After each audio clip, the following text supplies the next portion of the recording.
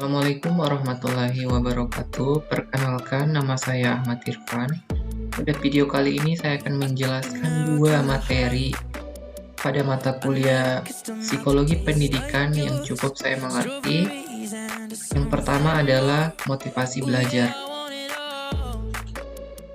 Pengertian dari motivasi belajar adalah keseluruhan daya penggerak dalam diri siswa yang menimbulkan kegiatan belajar, yang dapat memastikan dari kegiatan belajar dan memberikan arah pada kegiatan belajar, sehingga tujuan yang diharapkan oleh subjek belajar itu tercapai.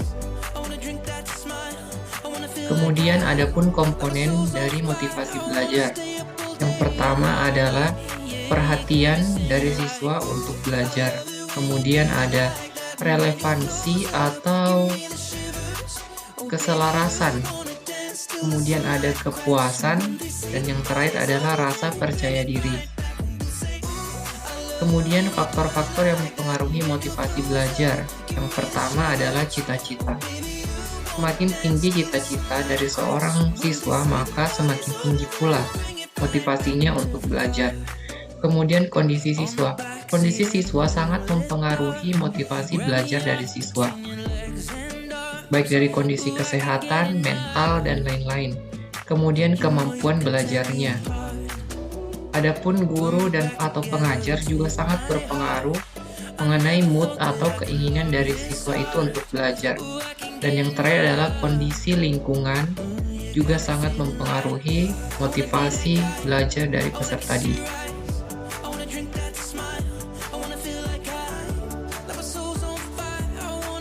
Adapun materi yang kedua adalah gaya belajar.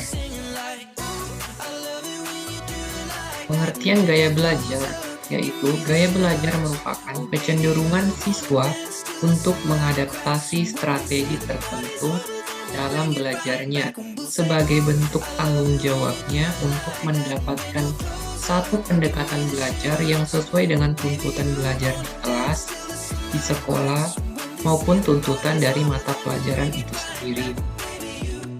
Kemudian macam-macam gaya belajar. Yang pertama adalah gaya belajar visual, yaitu belajar dengan cara melihat. Gaya belajar visual merupakan gaya belajar yang lebih fokus pada penglihatan. Tipe 1 ini akan lebih mudah menyerap materi baru apabila melihat sesuatu secara visual terlebih dulu. Dengan kata lain, membutuhkan gambaran yang lebih jelas agar dapat memahami materi yang dijelaskan.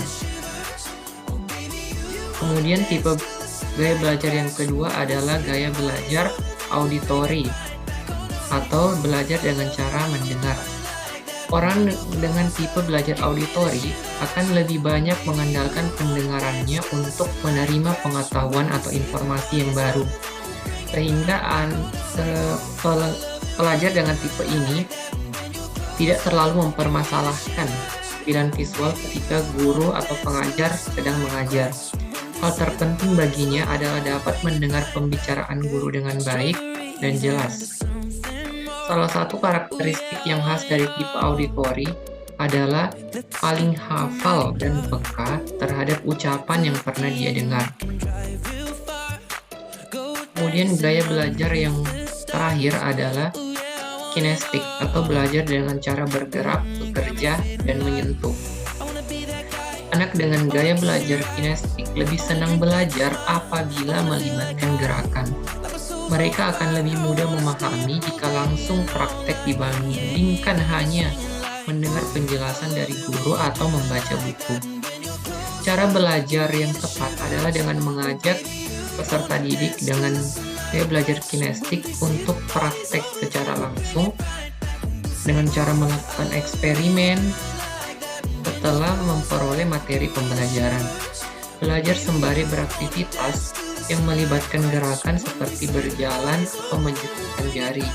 Itu menjadi salah satu contoh untuk membantu anak dengan gaya belajar kinestik untuk memahami materi pelajaran. Sekian video pertama dari saya. Saya akhiri dengan ucapan wassalamualaikum warahmatullahi wabarakatuh.